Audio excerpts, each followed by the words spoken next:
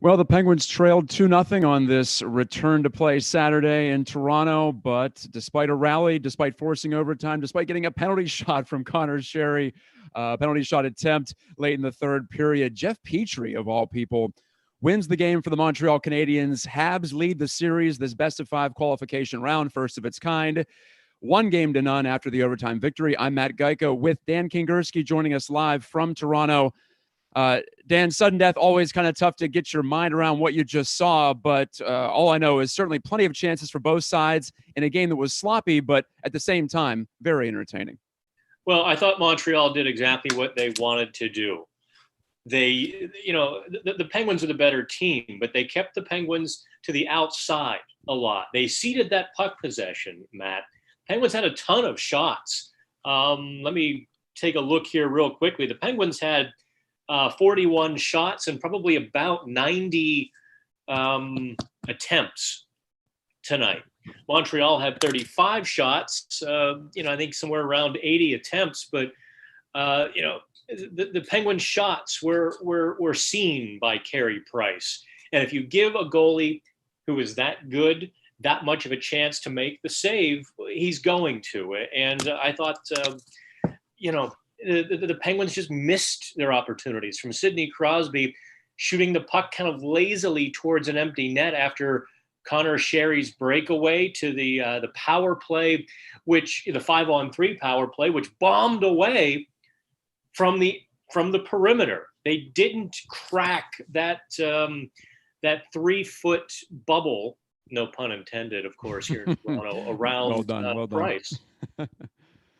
Well, Dan, the 5-on-3 for the Penguins early in the third period, that stood out to me. I know I mentioned the Connor Sherry penalty shot because obviously that was probably the best chance to win the game. But that phenomenon you're talking about, the Penguins not able to get inside. What did you think about the personnel on that 5-on-3? Because I saw some people out there on social media questioning why Patrick Hornqvist wasn't in front of the net, why they didn't have more of a net front presence there.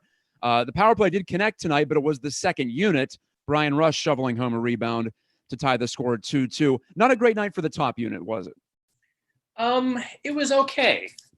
I thought until that third period power play, I thought the first unit was at least competent. They were getting shots on goal. They had a couple in their first couple or a few opportunities, and they even had a couple scoring chances. How Zucker missed, I think it was on a power play, missed, essentially an open net when he was on the side. I trying to wrap my head around Zucker's game. I have to really watch the film on him. I think, putting him on the power play as they did, it presents some advantages. He's a better skater than Patrick Hornqvist. If they get stuck in the neutral zone, he can do a little more than Hornqvist, but he fell way short in in that battle area in front of the net. He didn't provide enough of a screen. He didn't provide enough puck retrieval. So from that standpoint, if I'm grading him just off the cuff, I'm probably giving him, C minus, even. Well, I usually save D's for really bad games and big mistakes. But, for whatever reason, the Penguins were not putting Hornqvist out there tonight. Clearly, they had, some reasoning or thinking behind that. What it would be, I'm not entirely sure, but it was something. What did you think about the winning goal? A couple of Pens defensemen get caught below the goal line. The fourth line was out there. They specialize in defending. They have all year.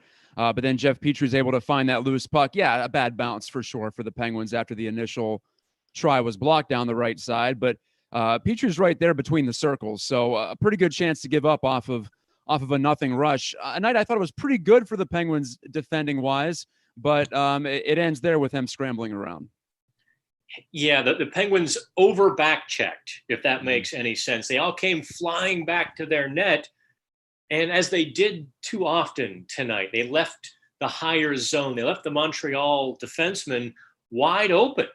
From the first goal to the last goal, the Montreal defenseman had a lot of space at the blue line. I know you kind of said Jeff Petrie of all people, Matt. Believe it or not, this was Petrie's 20th game against the Penguins in his career. He's now got 13 points. He really has, put up a lot of points against the Penguins, and you kind of saw that. Nice toe drag around, was it Brandon Tanev? But the Penguins should have held their fort in the zone on that play instead of racing back to dive on top of Matt Murray on that. And I think that's where the space and the play was really broken and why Petrie had so much time to beat Murray. That was the 12th shot on goal in overtime for Montreal. So despite actually being shorthanded for part of that OT, the Habs did pretty well in getting things going at 5-on-5. 3-2, Montreal wins it. Montreal led 2-0 in the second period. Penguins came back to tie it. Penguins had their looks to go ahead and even win in an OT. Let's not forget about Tomas Tatar's big block as well on the Sherry rush chance right at the start of sudden death too. Who knows where that shot ends up? Price was coming over quick, but Sherry might have been able to put that back on the short side. Didn't pan out. So woulda, coulda, shoulda for the Penguins as they move on to game two. But speaking of Sherry, though, Dan, with Crosby, with Jake Gensel, I felt like a nice night for Sid and the kids. They were scrambling around below the goal line. They were making Montreal switch off and cover guys and just causing the kind of havoc that we saw in the 2017 Cup run. So how would you grade the return of Gensel in particular, because it had been since December that he last saw the ice? Yeah, I thought Gensel did a lot of good things. He's such a smart player, Matt. You just watch him away from the puck. He's always in the right spot. He puts himself in good positions by the net, along the wall. He does a lot. Sidney Crosby, I think, did a lot tonight as well. Our guy in the arena, Rob Simpson, said Sid looked possessed. I will tell you, after that early tanglement with Max Domi, I thought Sid looked a little, his gait looked a little bit off. His stride looked a little bit different. There was something there that he wasn't maybe at full speed. Obviously I'll leave the speculation to the obvious without saying it, that, he missed a full week of the final week of training camp practice and all of that. Where it goes from there, I don't know. Obviously, the Montreal Canadiens made sure they covered Sidney Crosby and made sure they covered Jake Gensel, which gave Connor Sherry plenty of space and plenty of opportunities. He's just got to make better shots when he's got the puck in the slot. You can't hit a defenseman in the middle of the chest. You can't miss the net on a penalty shot. You can't do so many of those things that Sherry did tonight. And he's going to need to be more efficient with the puck, more successful with it, because he's going to get huge opportunities in this series. Goaltending, Dan, we have to talk it. Two goalies starting tonight whose names were greater than their numbers this year. I'll put it that way. Not saying either one of them is washed up or done or didn't deserve to start. But Carey Price, hey, he looked pretty close to vintage Carey Price as far as I'm concerned with 39 saves tonight. Looked very much in control. That almost nonchalant style that can really frustrate you if you're the opposing team, I'm sure, paired with that athleticism. And Matt Murray, of course, we had to have a game where he gets beat glove hand, and a game in which many are questioning whether he should have gotten the start over Tristan Jarry, who had the better season numbers. I want to talk about this a little bit later on when you're in the press conferences. But I forgot about looking those up, by the way. Thank you. Yeah, just a good reminder for you there. Don't want to get you left behind. But I didn't have a huge problem with Murray starting tonight. I didn't have a problem at all with Murray starting tonight. I thought it could have been a good pick either way. How would you evaluate the goaltending battle, though, this evening? Well, I mean, Carey Price was on it, wasn't he? He made a lot of big saves, and he made them look really easy. I don't think Murray was on it. It's tough because I think the camera angles were a bit distant tonight. At least I was watching the CBC broadcast.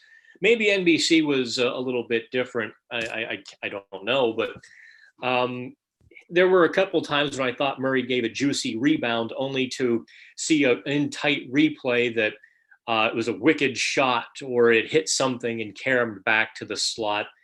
But still, Murray didn't seem in command to me.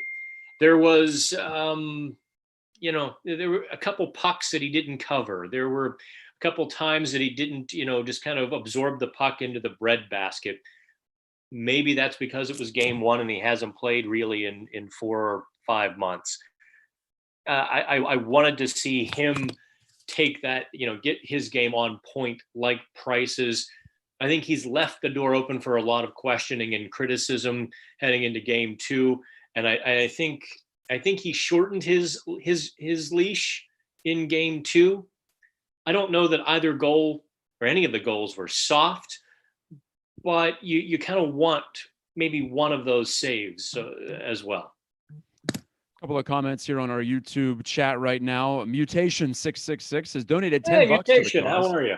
Yeah. He says that he felt like that Murray could have or should have saved that second goal. Pretty good shot as well, I'll say that. But he also says that he feels like Carey Price stole that game.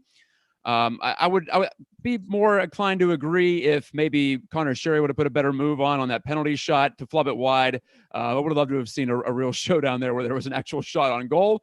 Then again, Jonathan Drouin had a similar issue putting a puck on net in the overtime. 2 penalty shots when they were essentially sudden death. That was something tonight. Also, looking on down the list, we have a Habs fan joining us, Ty Mad Dog, saying he's a huge Habs fan, so excited, but he knows this series is far from over. And that's what I wanted to get to with you as well, is the leverage index is higher, to borrow a term from baseball. We're in game 3 tonight, and game 4 is on Monday, so to speak, if you're looking at it in reference to a 7-game framework like we're used to. So the Habs are 2 wins away. The Pens are 3 wins away. I guess that's the bottom line.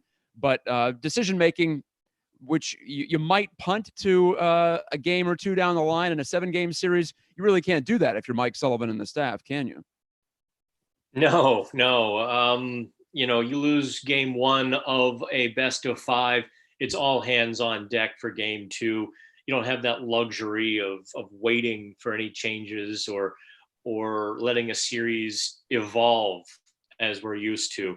You have to win game 2. You do not want to go into game 3 down 2-0. It doesn't matter if it's to Montreal.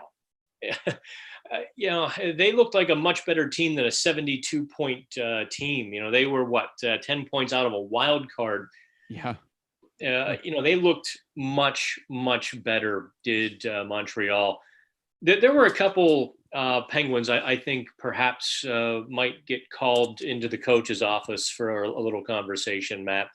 I don't quite know where Patrick Marleau was tonight. I don't recall his name being called once. And not a lot there, yeah. Yeah, and Jared McCann, I thought was far too conservative tonight. He really retreated to that defensive shell. Don't make a mistake. Don't make a mistake. But then there he was turning the puck over at the blue line in overtime, which yielded the breakaway and the penalty shot.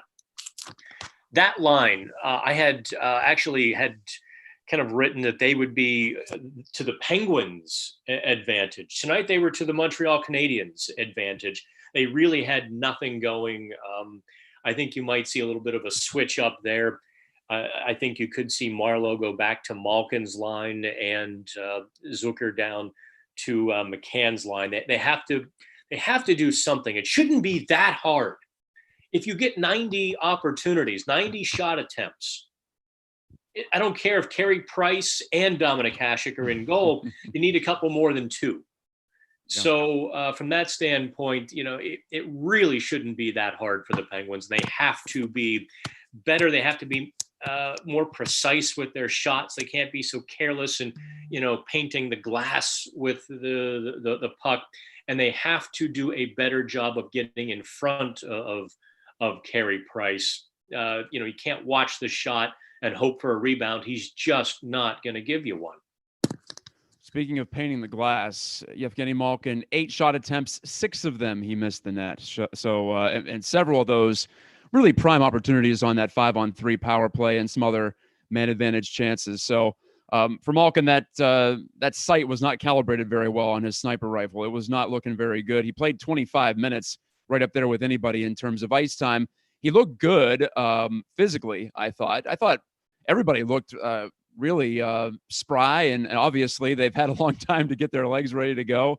And I might have been a little concerned about game fitness, but I'm not sure that was an issue here. It felt like the pace was pretty good throughout. What was your impression on just the quality of the game? I know I said it was sloppy at the top, but at the same time, there was no trouble ramping up to playoff intensity, was there? No, I'm reading Twitter as well as you're talking to me here. I'm just going to kind of skip the press conferences. We've got our man Rob Simpson there, and the NHL will send me a recording in just a couple of minutes. What the hell? It's almost midnight, right? Let's you and I just chat away. If somebody can tweet me the link for this, I'll be happy to share it with everybody as well. Let me try to find it. What was your question again, Matt?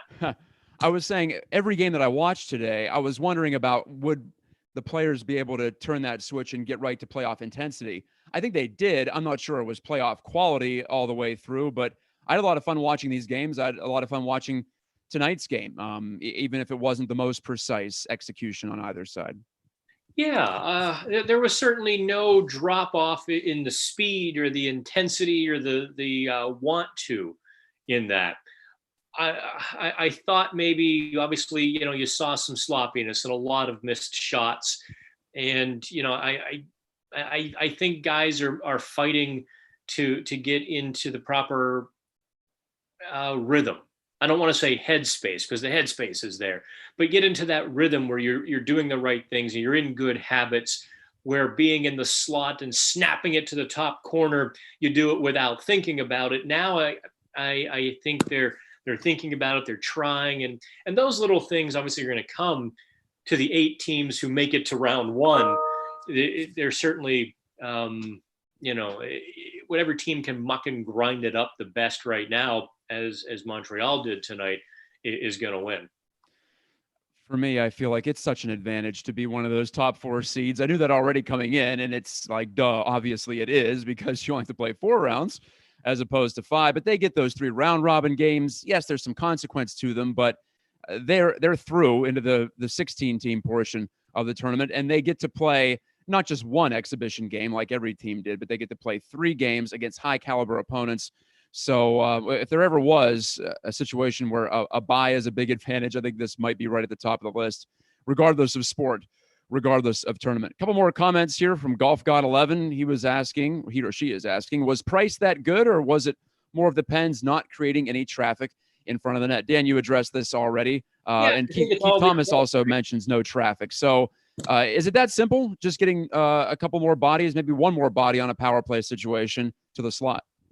Yeah, I think one more opportunity, or do that a couple more times properly, and you begin to force the Montreal defense, which is not very tough. I mean, let's be honest. Shea Weber will hammer you all night long when he plays huge minutes. If you get in there, make him battle Hornquist, and make him move you on every shift.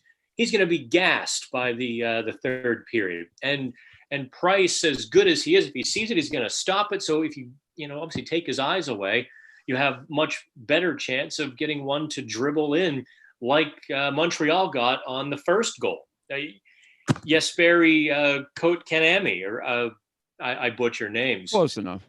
Yeah. I know who you're talking about. Kotkaniemi. He's not a big guy or a grinder, but there he is getting position on Jack Johnson. And boy, I was surprised they didn't review that goal a little more closely, because he went down with his hand right to the puck. It wasn't a coincidence that he fell, and his hand slid forward in a perfect sort of way. But that's the kind of breaks you get and the bounces you get when you begin to get guys in the crease. And the Penguins didn't do a good enough job of that tonight. Let's talk some pluses and minuses here. One of my pluses from an individual standpoint was John Marino, the rookie D. Doesn't feel like he's a rookie because it's been nearly a year since we've seen him in a Penguins uniform, but his playoff debut in a neutral environment, a strange situation, surely for any hockey player. But Marino was right there. He was, speaking of intensity, he was fully engaged and locked in. I think he controlled the puck for a solid 20 seconds in that second period, just down the boards, back up, thinking well. I was impressed with his breakout poise tonight. He hit Sid a couple of times in stride, and I just think what a gem to grab him for nothing more than a mid-round draft pick is quite the steal from Jim Rutherford first and foremost. But maybe a year or so ago, I was wondering what's going to happen when Justin Schultz moves on. What's going to happen when some of these D move on? And Marino really does make me feel more at ease. I think Penguins fans should feel that way too. Yeah, I thought Marino was really stout, especially on the offensive blue line tonight. Matt, I don't know if it got enough play on the television broadcast or if people noticed it as much. But Marino was keeping pucks in like an animal. I mean, he really was jumping hard to the wall and not doing so dangerously. He's so quick, and and he's so fluid that you don't notice that he's that quick. Kept the pucks in. I think it was he and Pedersen who kept the pucks in when Crosby got the goal, and I think they did it 3 times on that shift. So yes, I mean, he's just a rookie, and we've seen rookies have, rookie defensemen have a big year and then kind of come back to earth in subsequent years. I'm thinking of Oli Mata specifically, and maybe a couple other guys as well. But Marino has all the tools, and he seems to have a pretty good head for the game too. He'll be installed on that second pairing for quite some time, I think. I'm listening to the Mike Sullivan press conference right now on the local coverage here on TV, and he said net front presence, net front presence, net front presence. So that's what they're going to be focusing on for game 2. It's almost like I know what I'm talking about. Yeah, right. And, well, it seems like we've had a couple of our more astute viewers as well who were all over that. And I didn't have an issue. Just to go back, I don't want to say that I would have put Hornqvist out there in the 5-on-3. Like you, I like Zucker's skating ability, and I think more often than not, it's about gaining the zone and making sure you get a good, clean entry. So that part of it, I'm okay with. Also, I wonder, well, you have Malkin, you have Crosby, you have Letang. That's 3 guys who can be a one-man zone entry for you. So there's a couple of different ways of looking at that. If you're Tristan Jarry right now, Dan, do you feel like, what do I have to do to get in there? What's your insight on his personality? Because he played an outstanding season. Yes, he was better before the All-Star break than after. But how do you think he's handling this spot, especially now where it was just a so-so game for Murray? It's not like it was going to be a no-brainer that they might consider a goaltending change or anything like that. But it's got to be an awkward position, too, because he's come up with Murray almost every step of the way in the Penguins system. Yeah, it's funny how you phrase that question. You're asking me to get into his mindset. I think I'm going to maybe plead the fifth a little bit on this question and maybe vaguely answer it. He very much wants to be in net. He and Murray have a good relationship. It's not one of those, I've heard stories of guys like even Marty Brodeur or others who just kind of stared at their backup goalie who wanted to play more and wouldn't say a word. That's not the case with the Penguins. Murray's not that kind of guy, and Jarry isn't that kind of guy. But Jarry's also 24. He's been waiting for this opportunity for more than 2 years now. And the Penguins kind of kept putting him back to Wilkes-Barre, not because he wasn't a good goalie, but because they wanted him to mature. They wanted him to kind of grow into a little bit of a different athlete and a different person. Mike Sullivan said as much in training camp. We've talked to him about maturity and those sorts of things. Well, Jarry kind of conquered that this year. He was an all-star, and I think just natural competitor, right? You want the microphone, you want the keyboard. I'm the same way, and Jarry is sitting there like, all right, let's go, put me in. But he'll never say it. Not even to his teammates, I don't think. But he's got to be thinking that, and I'd probably stop there. Okay. Well, for what it's worth, Mike Sullivan had 5 words to say when he was asked about Matt Murray's performance tonight, as you knew he was going to be asked by someone. I thought he was solid, and that's all that he would elaborate on that. So if you're into reading the tea leaves on Mike Sullivan, there's your chance to try to figure things out. It's such a unique situation here in Pittsburgh, isn't it, Dan, because of the whole way that Matt Murray took the net from Marc-Andre Fleury 3 years ago. And there's still some frayed nerve endings there in the Penguins fan base, big time in some cases. So I think when people from outside Pittsburgh look at the situation, they say, why is there such disdain or such disrespect, perhaps, for Matt Murray's track record? And I just say it's complicated because of the emotions that are in it. And that's the fans' right to feel that way. From the analyst point of view, I think Matt Murray hasn't been very impressive in a couple of years. So I probably would have gone with Tristan Jarry just because of the recency, him performing better than Matt Murray. 3 power. Sorry, Matt. I'm trying to pull up this here for you. Oh, that's okay. Go ahead. I heard an echo. I was hearing myself talk back, and I was like, oh, yes. Boy. But I think that if I had to split hairs, I would have gone with Jarry in Game 1 just because I liked his season overall. I liked his body of work, and I would have liked to have rewarded that. So if I had 1 minus for the coaching staff, I would say that. But again, it is splitting hairs, and I admit that there wasn't necessarily a wrong choice tonight in that way. Yeah, look, there's a pending decision here coming in October as well, when free agency begins, and we have that very short 6-week window between free agency and training camp. The Penguins really should kind of firm up that decision. If they're going to stick with Tristan Jarry for next year, it makes every sense in the world, Matt, to put him in net sooner than later, especially here in these playoffs. So this has kind of been my wonder. If Mike Sullivan is, in Matt Murray's camp, then it should be Tristan Jarry who goes for next season, and you should keep Matt Murray.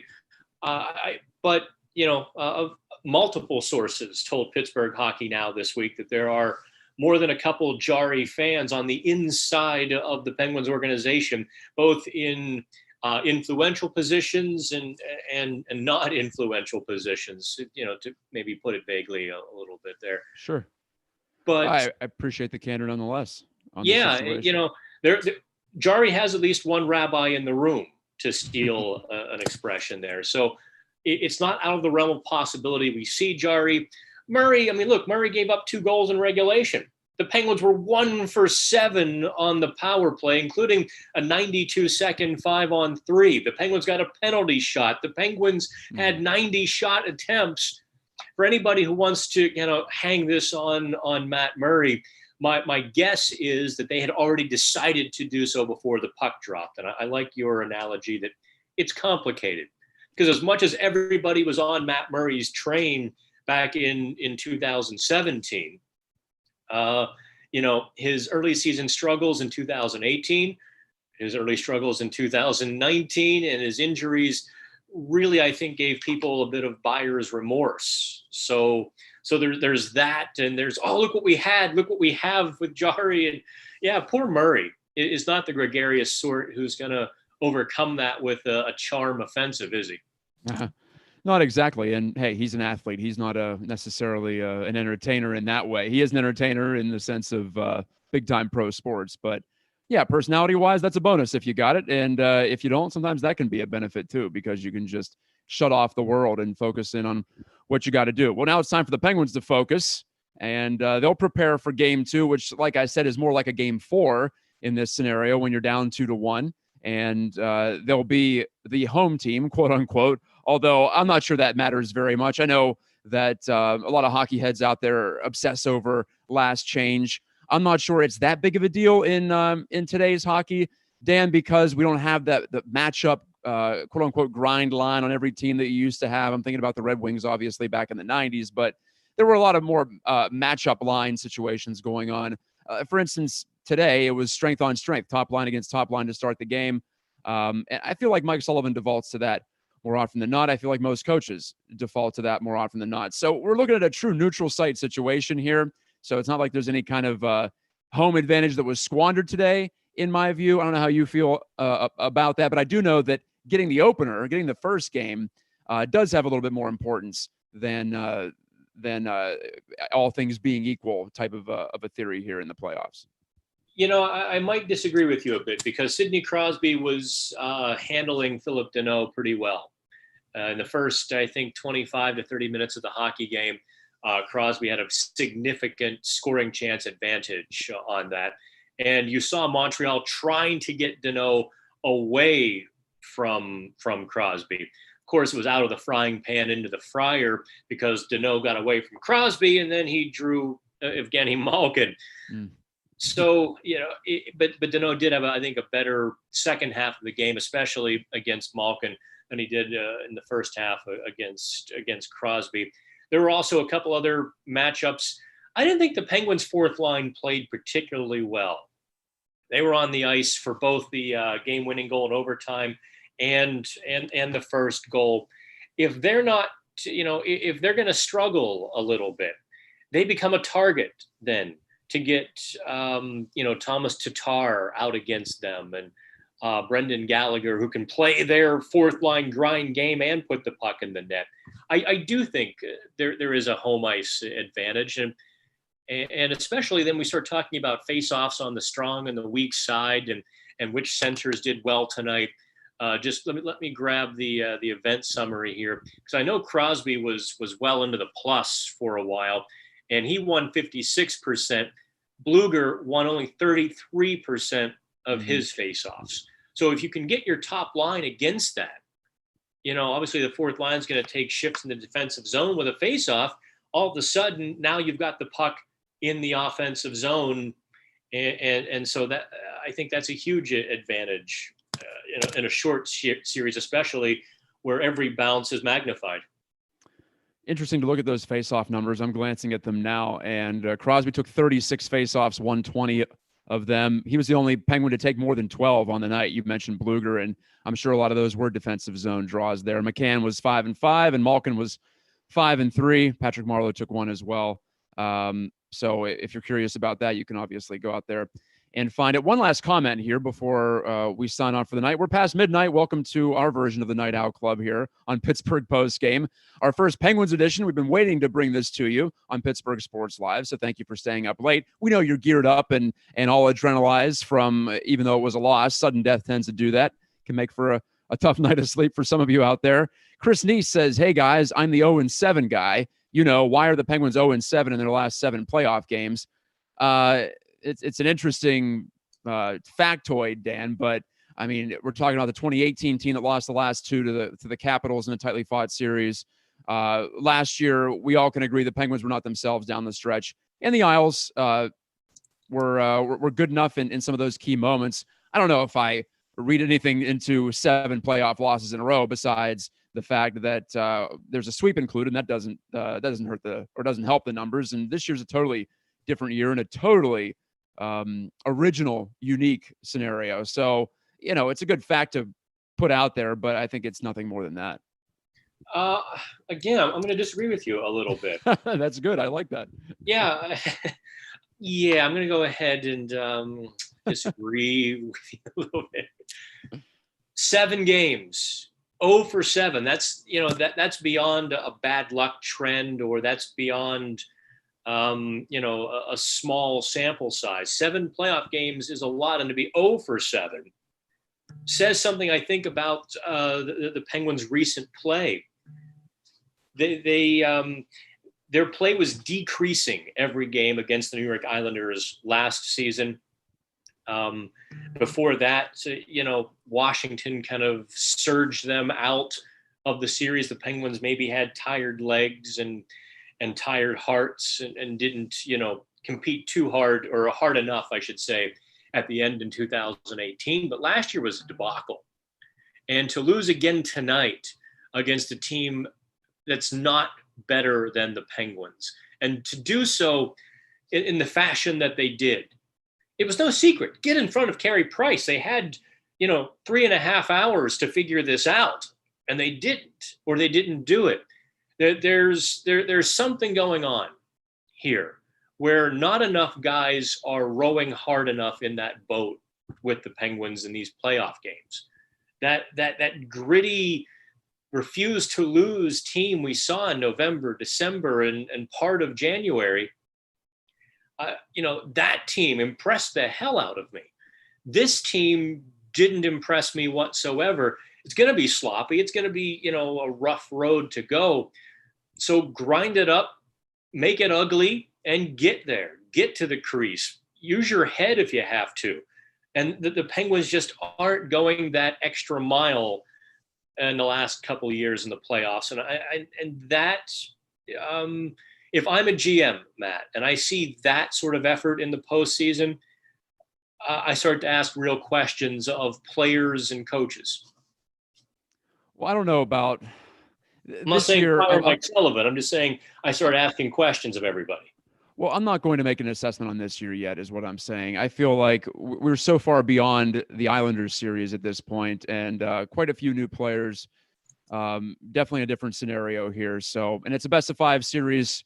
If they lose 3 in a row, then get back to me on that, and we can definitely chat about 0-9, I suppose, in their past 9 playoff games. We'll see if the Penguins do have that determination. I still have every faith in this core that they do, and that they have the resolve to make the necessary changes that they're hearing their coach talk about, both publicly and privately, after tonight's game. Well, we're going to put a bow on this one and come back to you on Monday night. Matt, I do like 75 minutes when I do my Penguins live chats. I'm just saying, maybe I'd rather leave them wanting more. We talk about performers. We talk about performers. Let's leave them wanting more. We still have a long way to go in this playoff. So, and still plenty of developments to go to. Will there be personnel changes? Will there be a goalie change? Will Mike Sullivan just roll out the same guys and say, I know you can do better? We'll find out in 48 hours time, or less than that, actually. Now, 8 o'clock face-off. Actually, tonight was more like 8:30, wasn't it? Anyway, 8-ish on Monday night from Scotiabank Arena in Toronto. And that'll be game 2, as Montreal will try to put a significant down payment on what would be a big upset. Best-of-5 series, COVID year or not. That would certainly be a shocker. All right, Dan, thank you so much for joining me. I appreciate it. And I know all the subscribers, they've commented here on the YouTube channel. Also, the folks on Twitter appreciate you making the trip, quarantining yourself, all of that. So thank you for the work, and we'll look for your written work on Pittsburgh Hockey Now. All right. Have a night. Good night, guys. Good night, and we'll talk to you on Monday with another edition of Penguins Pittsburgh Postgame. See you soon.